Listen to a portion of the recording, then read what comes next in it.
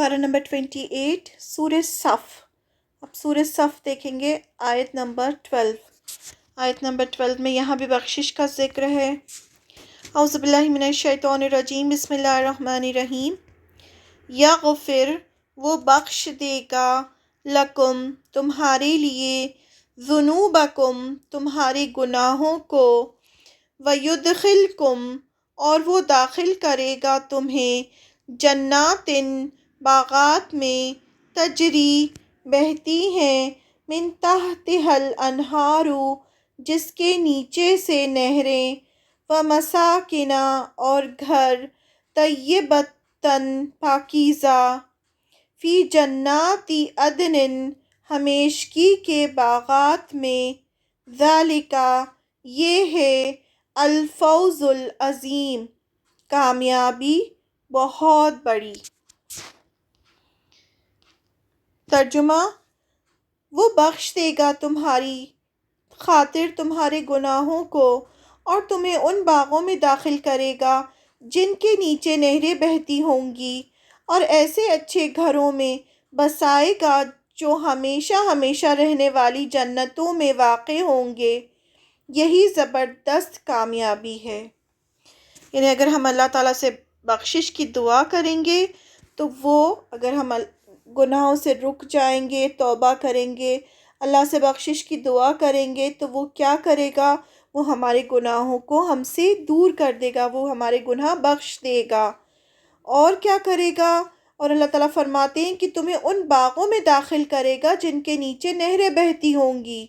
ऐसे बाग, ऐसी जन्नतों में दाखिल करेगा जिसके नीचे नहरें बहती होंगी और ऐसे अच्छे घरों में बसाएगा जो हमेशा हमेशा रहने वाली जन्नतों में वाक़ होंगे। इन्हें जन्नत अदन में जो घर होंगे उसमें बसाएगा। यहाँ जन्नत के महलात का ज़िक्र हुआ है और जन्नत अदन का ज़िक्र हुआ है और जन्नत की नहरों का ज़िक्र हुआ है। और यही ज़बरदस्त कामयाबी है। और ये इंसान की जो दुनिया की कामयाबी है वो कुछ नहीं है। ये जन्नत में अगर इंसान दाखिल हो जाए बग़ैर जहन्नम में जाए तो ये ज़बरदस्त कामयाबी है। अब यहाँ पर जन्नत के महलात का ज़िक्र हुआ है तो उनके बारे में थोड़ा पढ़ते हैं। जन्नत के महलात, जन्नत के बुलंद और बाला महलात जहन्नमियों के दर्जात के एतबार से ऊपर नीचे बने हुए हैं। सूरह ज़ुमर की आयत नंबर 20 है।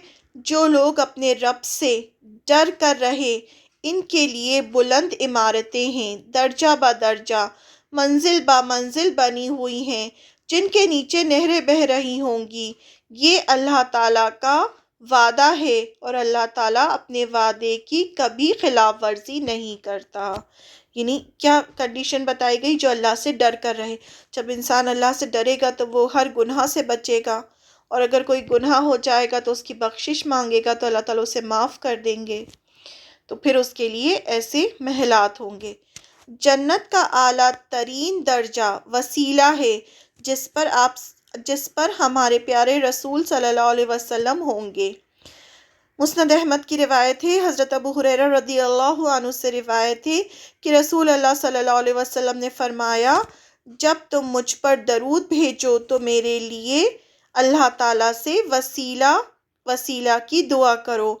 सहाबे किराम रज़ियल्लाहु अन्हुम ने अर्ज़ किया, या रसूल अल्लाह सल्लल्लाहु अलैहि वसल्लम वसीला क्या है? आप सल्लल्लाहु अलैहि वसल्लम ने इरशाद फरमाया, जन्नत में आला तरीन दर्जा जो सिर्फ एक आदमी को हासिल होगा और मैं उम्मीद करता हूँ कि वो मैं ही होऊंगा। जन्नत के 100 दर्जात हैं। हर दर्जे में इतना फ़र्क है जितना ज़मीन और आसमान के दरमियान फासला है। जन्नत के सबसे ऊपर वाले दर्जे का नाम फिरदौस है जिससे जन्नत की 4 नहरें जारी होती हैं। हर मोमिन को अल्लाह सुब्हानहू तआला से जन्नत का सबसे ऊपर वाला दर्जा फिरदौस मांगना चाहिए। हमेशा हमें जन्नतुल फिरदौस की दुआ करना चाहिए। फिरदौस के ऊपर अल्लाह ताला का अर्श है। तिर्मिज़ी की रिवायत है, हज़रत उबैदा बिन सामित रज़ियल्लाहु अन्हु से रिवायत है कि रसूल अल्लाह सल्लल्लाहु अलैहि वसल्लम ने फरमाया, जन्नत में दर्जे हैं, ہر دو درجے کے درمیان زمین اور آسمان کے برابر فاصلہ ہے۔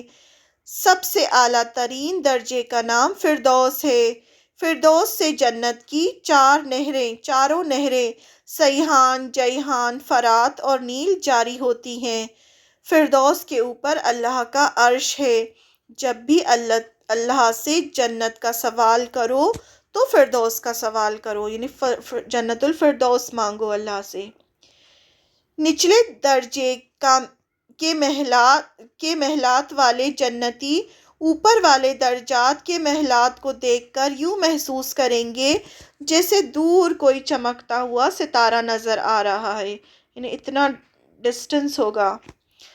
حضرت ابو سعید خدری رضی اللہ عنہ سے روایت ہے کہ رسول اللہ صلی اللہ علیہ وسلم نے فرمایا، جنتی لوگ اپنے سے اوپر والے محلات کے جنتیوں کو دیکھیں گے تو ایسا محسوس کریں گے جیسے کہ کوئی دور آسمان کے مشرقی یا مغربی کنارے پر کوئی تارا چمک رہا ہو۔ اتنا فاصلہ جنتیوں کے باہم درجات کے فرق کی وجہ سے ہوگا، جس کے جیسے اعمال ہوں گے اسی حساب سے ان کو جنتیں دی جائیں گی۔ جس نے بہت زیادہ عبادت کی ہوگی، پوری زندگی اللہ سے ڈر کر بتائی ہوگی، گناہ نہیں کیے ہوں گے، تو ان کے اور اوپر والے درجات ہوں گے۔ صحابہ اکرام رضی اللہ عنہ نے عرض کیا، یا رسول اللہ صلی اللہ علیہ وسلم، اس بلند مقام پر انبیاء کے علاوہ اور کون پہنچیں گے؟ اتنے اونچے پہ تو صرف انبیاء ہی پہنچ سکتے ہیں۔ آپ صلی اللہ علیہ وسلم نے ارشاد فرمایا، کیوں نہیں پہنچیں گے؟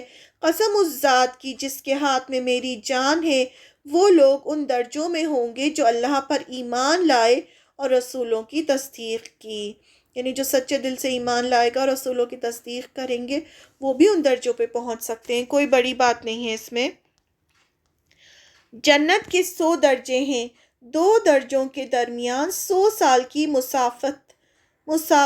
مسافت یعنی ڈسٹنس کا فرق ہے۔ اتنا دور ہوں گے جو 2 درجے ہوں گے جنت کے۔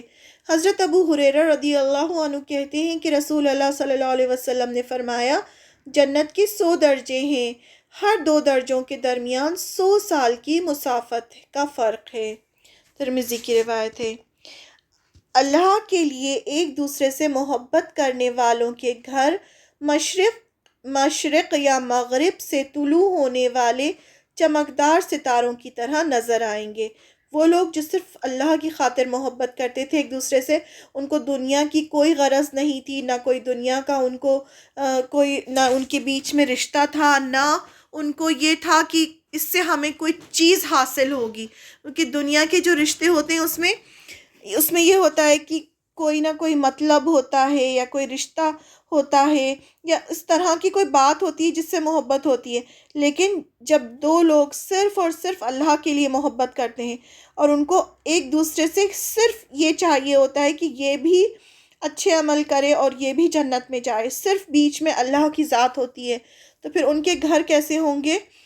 حضرت ابو سعید رضی اللہ عنہ سے روایت ہے کہ رسول اللہ صلی اللہ علیہ وسلم نے فرمایا، اللہ کے لیے ایک دوسرے سے محبت کرنے والوں کے گھر جنت میں تمہیں اس طرح نظر آئیں گے جیسے مشرق یا مغرب سے طلوع ہونے والے ستارے۔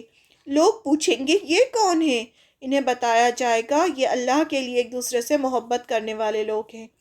مسند احمد نے روایت کیا ہے۔ اور پھر ایسے لوگوں کو عرش کے نیچے بھی سایہ ملے گا جو صرف اللہ کی خاطر ایک دوسرے سے محبت کرتے تھے، جن کے بیچ میں دینی رشتہ تھا۔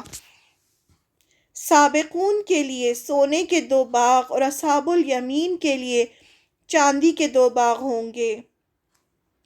حضرت ابو بکر بن ابو موسیٰ اشعری اپنے باپ سے روایت کرتے ہیں کہ رسول اللہ صلی اللہ علیہ وسلم نے فرمایا، سابقون کے لیے سونے کے 2 باغ اور اصحاب الیمین کے لیے چاندی کے 2 باغ ہیں۔ سابقون کون ہیں؟ جو ایمان لانے میں ہر چیز میں پہل کرتے ہیں، نیکیوں میں پہل کرتے ہیں، جنہوں نے ایمان پہلے لے کر آئے، جیسے مہاجرین جنہوں نے ہجرت پہلے کی، جو آپ صلی اللہ علیہ وسلم پر ایمان پہلے لائے، وہ سب سابقون کہلاتے ہیں۔ اور اصحاب الیمین کون ہیں؟ سیدھے ہاتھ والے، جن کو ان کے اعمال نامے سیدھے ہاتھ میں دیے جائیں گے۔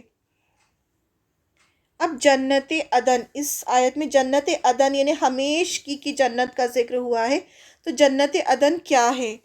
جنت عدن کو اللہ تعالیٰ نے اپنے ہاتھ سے بنایا ہے۔ جنت عدن کے محلات کی ایک اینٹ، یہ سب سے خوبصورت جنت ہے، ایک اینٹ سفید موتی کی ہے اور ایک اینٹ سرخ یاقوت کی، ایک اینٹ سبز گرین یعنی زمرد کی ہے، اس کی مٹی مسک کی ہے اور اس کے سنگریزے یعنی جو کنکر ہوتے ہیں لولو لولو موتی کے ہیں، اور اس کی گھاس زعفران کی ہے۔ یعنی اتنی خوبصورت یہ سب ہوگا وہاں پر، اس میں محلات ہوں گے، جنت العدن کے جو محلات ہوں گے ان کی اینٹیں، ان کی گھاس اور یہ سب اتنی خوبصورت ہوں گی۔ حضرت انس رضی اللہ عنہ کہتے ہیں کہ رسول اللہ صلی اللہ علیہ وسلم نے فرمایا، جنت عدن کو اللہ تعالیٰ نے اپنے ہاتھوں سے تعمیر فرمایا ہے، اور جس کی ایک اینٹ سفید موتی کی اور ایک سرخ یاقوت کی، ایک سبز زمرد کی ہے، اس کی مٹی مسک کی ہے اور اس کے سنگریزے لولو کے ہیں، اور اس کی گھاس زعفران کی ہے۔ جنت کی تعمیر کے بعد اللہ تعالیٰ نے جنت سے ارشاد فرمایا، کچھ کہو۔ جنت نے کہا، فلاح پا گئے ایمان والے لوگ۔ پھر اللہ تعالیٰ نے ارشاد فرمایا، میرے جلال اور عزت کی قسم، کوئی بخیل یعنی کنجوس جو زکوٰۃ ادا نہ کرتا ہو، جو اللہ کے راستے پہ خرچ نہیں کرتا ہو، تجھ میں داخل نہیں ہو سکے گا۔ پھر رسول اللہ صلی اللہ علیہ وسلم نے یہ آیت تلاوت فرمائی، جو لوگ نفس کی بخیلی سے بچا لیے گئے وہ فلاح پا گئے۔ بعض محلات میں سونے کے باغات ہوں گے جن کی ہر چیز سونے کی ہوگی، کچھ محلات میں چاندی کے باغ ہوں گے جن کی ہر چیز چاندی کی ہوگی۔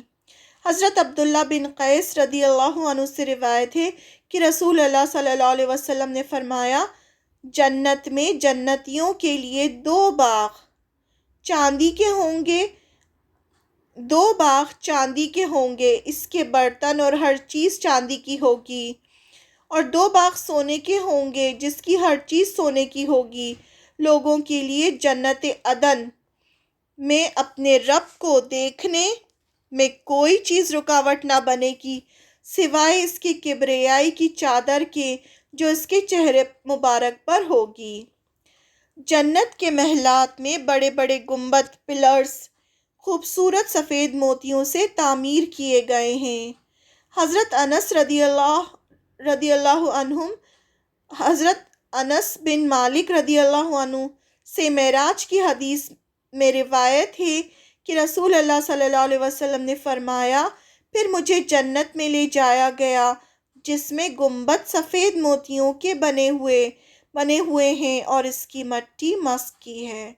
یہ مسلم کی روایت ہے۔ تو اللہ تعالیٰ اللہم انی اسألک جنت الفردوس العلیٰ۔